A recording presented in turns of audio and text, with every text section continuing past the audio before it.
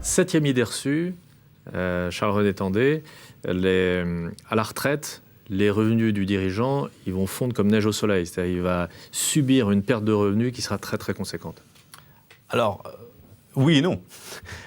Oui, si les revenus du travail étaient assez importants et qu'il n'y a pas eu de prise en compte justement de ce qu'on évoque de régime complémentaire auparavant, donc là, il peut y avoir une forte chute de revenus.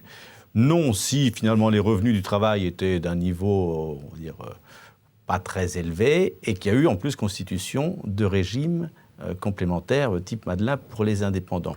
Donc là, ça va dans le sens de la préoccupation.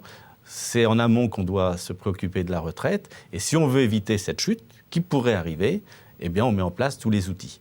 Mais si on met en place les outils, on devrait y arriver. Je rappelle aussi qu'il faut tenir compte peut-être d'un patrimoine privé à se constituer au cours de la vie professionnelle et que certains investissent dans de l'immobilier locatif, et ce sont aussi les compléments de retraite après. Voilà, donc je crois qu'il va falloir après élargir en fait le côté patrimonial globalement d'une vie professionnelle, et que la retraite c'est un ensemble, ce sont des contrats retraite, mais c'est aussi d'autres revenus complémentaires. Il ne faut pas l'oublier en plus.